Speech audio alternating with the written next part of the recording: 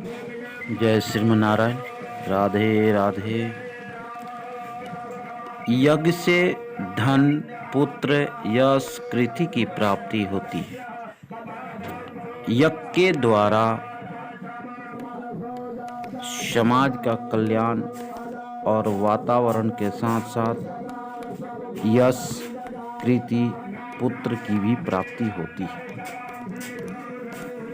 यज्ञ में या यज्ञ मंडप में सभी देवताओं का वास होता है।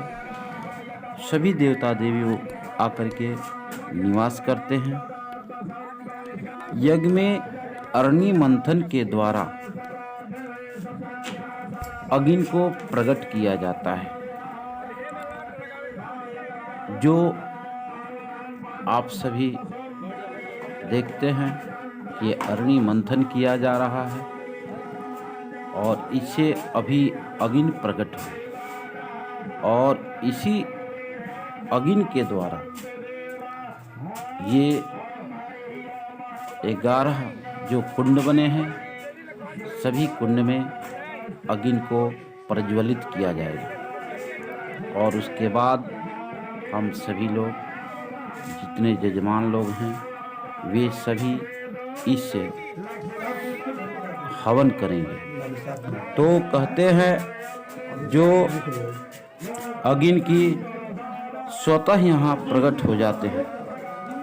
कहीं कहीं अग्नि जल्दी प्रकट नहीं होते हैं, वहाँ जो है बहुत विलम्ब होता है। लेकिन अग्नि की प्रकटता यह जाहिर करता है कि सभी देवता देवी लोग प्रसन्न हैं। तो कहते हैं यज्ञ में न माचिस की आवश्यकता पड़ती है, न मिट्टी तेल की आवश्यकता पड़ती है, न कपूर के, न घी के। मात्र अग्नि मंथन करके अग्नि को प्रकट किए जाते हैं। उसके बाद रुई के सहारे अग्नि जो है सभी कुंडों में प्रज्वलित करके और अपनी अपनी जिसकी जो कामनाएं होती है उस कामना के अनुसार वे सभी लोग हवन करते हैं। हवन में तिल, जौ, चावल, गुड़, घी और सूखा नारियल, भोजपत्र इत्यादि सभी सामग्री डाल करके हवन करते हैं। हवन के माध्यम से देवताओं की शक्ति बढ़ती है और उस देवताओं की कृपा से जीव मात्र की कल्याण होते हैं। यज्ञ में किसी का कभी भी शारीरिक, आर्थिक, मानसिक से अपमान नहीं करना चाहिए, नहीं तो सारा किया कराया जो है सब निष्फल चला जाता है। जीव मात्र की सेवा ही एक बड़ा यज्ञ भी है। अगर हवन में या यज्ञ में किसी का हम अपमान कर देते हैं तो सबसे बड़ा अपमान जो है हमारा वह होता है और वह यज्ञ जो है संपन्न नहीं हो पाता है। इसलिए कभी भी भूल करके किसी भी जीव की अपमान यज्ञ में न करें। और कहते हैं यज्ञ सबकी बस की बात नहीं, क्योंकि यज्ञ में धन की खर्चा होती है। तो और धन का 3 गति है। धन की गति है भोग, दान और नाश। अगर विशेष धन हो तो धन से ही यज्ञ होता है और उस धन की शुद्धि होती है। तो धन विशेष हो तो उसका भोग करें और दूसरा गति है दान करें।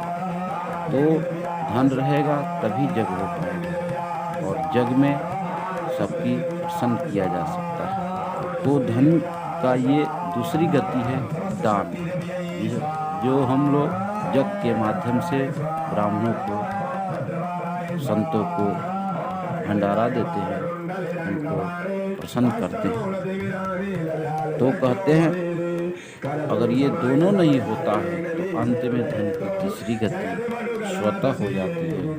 वह है उस धन की विनष्ट। तो अगर धन का सही गति नहीं मिला तो आप ही के घर में, आप ही के कुल में ऐसे कोई वंश की वृद्धि हो जाती है जो आपके धन को विनष्ट कर देती है। और जैसे धन आता है वैसे ही धन की गति होती है। सबकी बस की बात नहीं है कि दान करें, जग कराएं। जग के लिए बड़ी परिश्रम करने के बाद जो है धन की शुद्ध गति प्राप्त होती है, यानी वह है दान। तो दान करके हम लोग धन की बढ़ोतरी कर सकते हैं, पुत्र की बढ़ोतरी कर सकते हैं। इसलिए जग जो है करना सबको चाहिए।